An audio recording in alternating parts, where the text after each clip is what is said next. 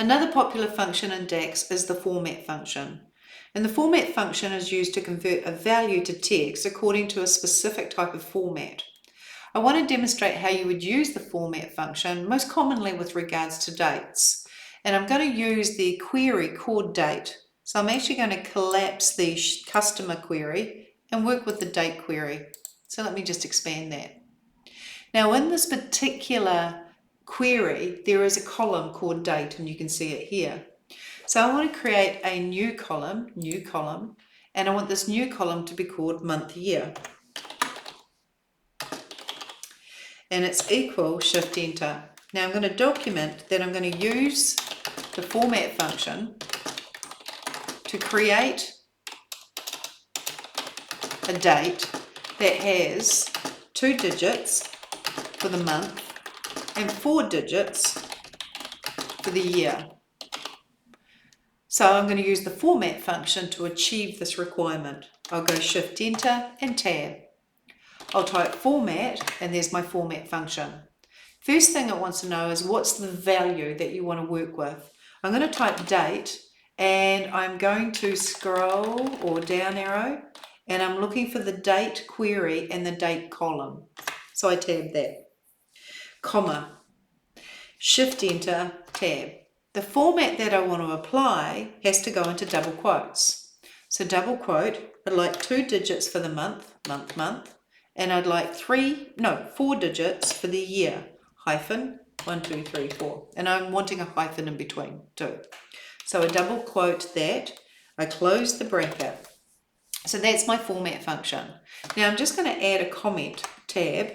You can put a comment on its own line as we've done here, but you can also put it at the end, not at the beginning, but at the end of a statement.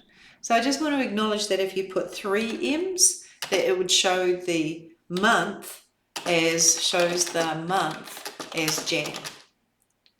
And 4 M's would show the month as January, just for your info. So I'm going to press enter, and I've got a new column called month year, which is 2 digits for the month and 4 digits for the year with a hyphen in between. Now let's just test this theory. If I change this M from 2 M's to 3 M's and pressed enter, you'll see I actually get 3 letters for the month. If I change the 3 M's to 4 M's, I actually get the month in full, as you can see here. So I'm going to take it back to 2 M's, and that's an example of your format function, most commonly used when it comes to dates. But there's another function I'd like to introduce you to, and it's the fixed function. The fixed function rounds a number to a specific number of decimals. So I'd like to use not the date query, so I'll collapse that, but instead the temperature query, so I'll expand that. And I'll click on temperature. And here you can see there's actually a column called average temperature. Now it's showing my average temperatures either with no decimal places or 1 decimal place. It's been inconsistent. What I want to do is I want to show all the temperatures with 2 decimal places, and I want to put a space and an F on the end to clarify that these are actually Fahrenheit figures. So let's go for a new column, and I want to call this column temperature equals shift enter.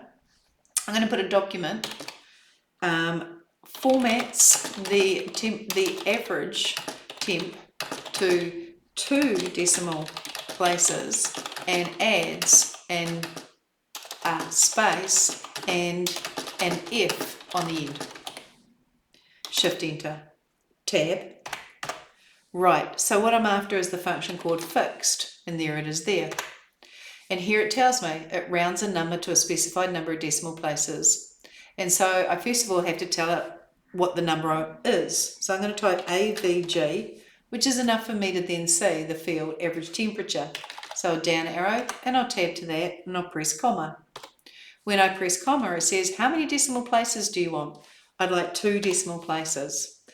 Now this here lets me say whether I want commas or not. That doesn't actually matter for this data because the figures, the values are not large enough. So I'm going to close the bracket. Now if I went enter here, that would just leave me with average temperatures showing 2 decimal places. But I'm going to go back and edit the formula, ampersand, double quote, space, F, double quote. And I'm basically saying, and I want a space and the letter F on the end of my average temperature. And so there is my average temperature, clearly describing that this is Fahrenheit.